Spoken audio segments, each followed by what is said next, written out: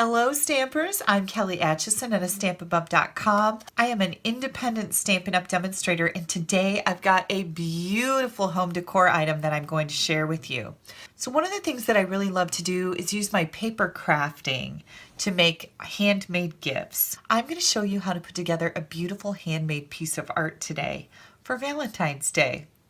This is the frame that I chose, and depending on what size frame you choose, you can choose a 12 by 12, you can choose an 8.5 by 11, a 5 by 7. You just have to adjust the size of your project to it.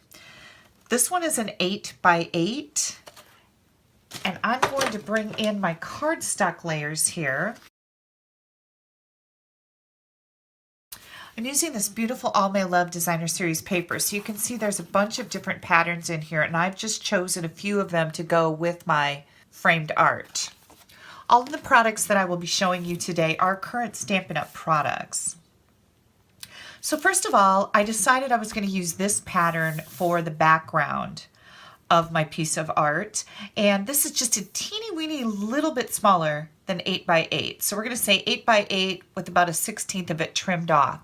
What I did was I started with an 8 by 8 piece, and then I moved it over to my frame to set it in here to make sure that it would fit, and then you adjust it from there. I had to trim it down just a tiny little bit. And then I decided how many pieces I wanted to put in this. This is going to be a Valentine sampler. So I chose 2 by 2 squares, and I'm going to have 3 across in 2 lines. And I could have done another 3 down here, but instead I wanted to put something else on the bottom. So that's where this piece comes in. This is also a piece of crumb cake, and this is 2.5 by 6 5/8. And then to make it just a little bit fancier, I wanted to add a layer of color or a pop of color to all of these squares. So I'm using Lovely Lipstick. The Lovely Lipstick is 1 5/8 by 1 5/8. Then I came up with this brilliant idea. Then I've got a couple other pieces here. Another piece of Lovely Lipstick. This is 2 3/8 by 5 5/8. And that's going to layer on top of my crumb cake layer. And then a piece of the Designer Series paper that is 2 1/4 by 5 5/8. So that's going to layer right over top of this with just a tiny border of that lipstick popping out from behind it. The scraps that I'm going to need for all my die cutting is a piece of Lovely Lipstick, a piece of Whisper White, and then I'm using a piece of the All My Love Designer Series paper to do a little bit of die cutting also. Now to make a home decor item like this, I just go to my framelits and I choose which ones I think will work out good. I chose to use the this is the second to the smallest stitch shape framelits. And this is going to be just a tiny bit smaller than our Lovely Lipstick square of 1 5/8 by 1 5/8. So if you don't happen to have these framelits, that's the size you're going to need. I took this and I die cut Designer Series paper with it to go in each one of these little squares. And then I grabbed some of our beautiful Valentine framelits.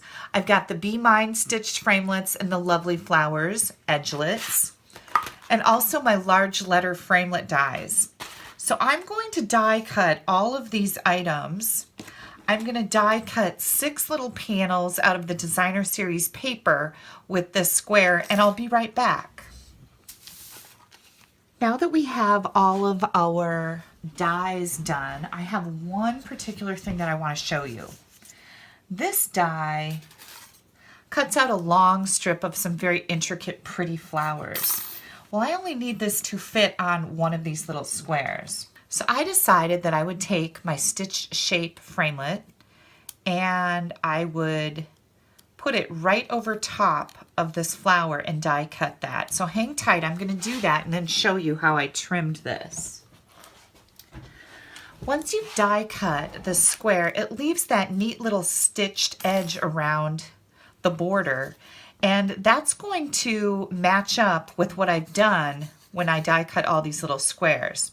So of course this looks kind of weird hanging out here. So I'm just going to come in and I am going to trim around these and cut off the pieces that are kind of left out there hanging, because we don't want those. And you want to make sure that you kind of do a nice job of it so that you don't have any jagged edges like this that look like you cut something off. It looks kind of weird. You don't want that. I'm going to trim this little piece off right here. I still think this leaf needs a little help. It didn't turn out as nice as I would have liked it to. There we go. And so now I can take this and add it to my designer series paper, and look how cute that is, right? Looks like it was made together. Okay, the only thing that's really left here for me to do is put the dimensionals on the back of the letters. I wanted to pop these up, and I am going to bring in all these squares and I'm going to glue them together.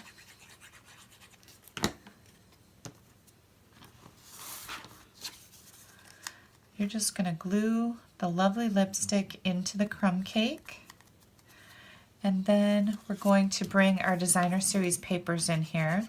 Now make sure if your designer series paper has a definite pattern, like your flowers are going up, you want to make sure that you're putting this into your frame correctly so your flowers aren't upside down. I'm going to glue all these pieces together, and then I'm going to come back to you. You don't need to watch me do this because you know how to glue pieces, right? I'll be right back.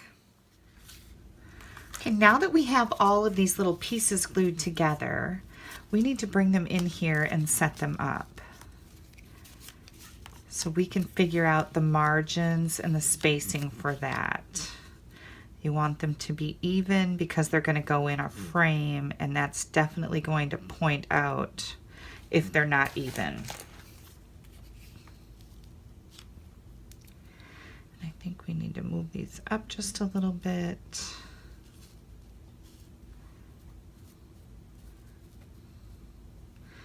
I think that looks pretty darn good. Now, if you wanted to, you could take a ruler and you could measure.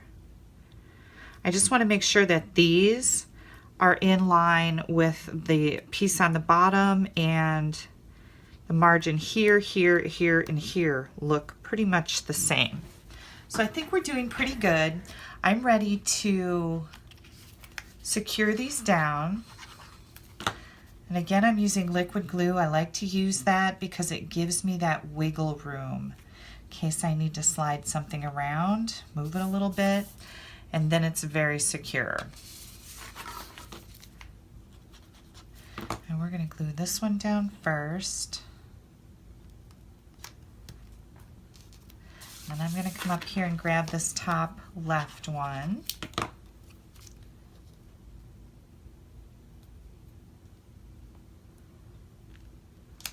Got that in there straight. I'm just going to add some glue to that piece.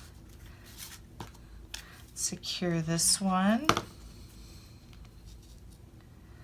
so that that looks even.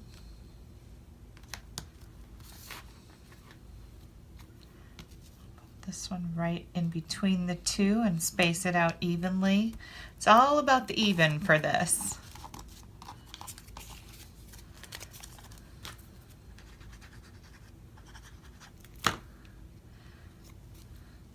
I'll lay this one down, and I'll bring this one in, and then I'll be able to adjust this. Okay, now it's time to decorate.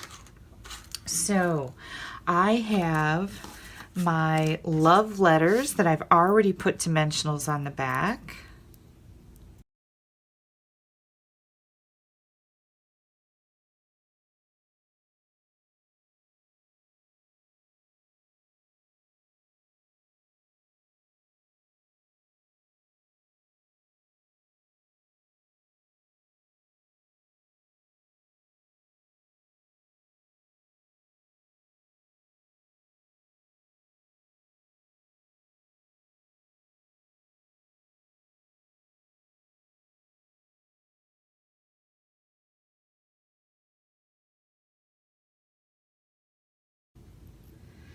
I think that's pretty good spacing, huh?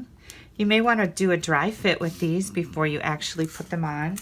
And then I've got a little heart that I'm going to pop up on a dimensional. This has also got that stitched edge around it, so that's nice that it kind of follows through with that. And then I showed you how I cut this out to make it look like it was supposed to be this big. You can take all kinds of elements and just add these fun things to them. Take a look at the supplies that you have and decide what would look good on little squares like this. Now the rest of these items, I'm going to bring in my silicone mat, and I'm going to add just a little bit of my liquid glue here. And I've got a sponge, and I just put it on a little clip. This is how I like to put the glue on the back of my detailed elements. I'm going to bring that right in here. And then I've got these flourishes. I'll add some glue to the back of those. Those are going to get pushed up right against my Designer Series paper edge here for a little bit of fancy. Make sure you're not laying your piece down on your silicone mat in the part where you've already put glue on another piece, because then, you know, your front will stick to that. But otherwise, these silicone mats are awesome for gluing stuff like this. And then last but not least, now, this heart is going to go right here, and I don't necessarily want it to have glue on the tips where it's kind of going to hang over the edge of my square.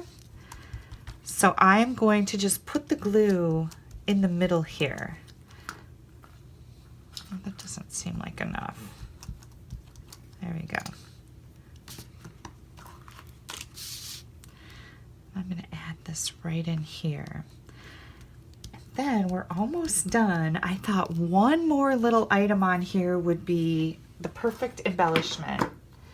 So I'm going to bring in, this is a bow jig, and I like to use this to make double and triple bows.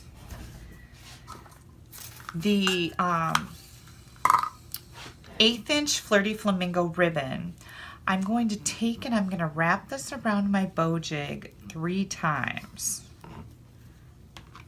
And I want to make sure that this isn't twisted. And then I'm crossing it over and bringing this bottom one up, over and under. And then I'm going to tie it in a single knot right here. Now this is where you can adjust your centers. See how it's kind of off to the side over here? I'm going to pull it into the middle and make it nice and snug. Now, if you'd like to make one of these, it's nothing more than a couple of nails and some holes in a piece of wood. These holes are 1 inch apart, and then a 1/2 inch further and a 1/2 inch further. And you can make all kinds of bows with this.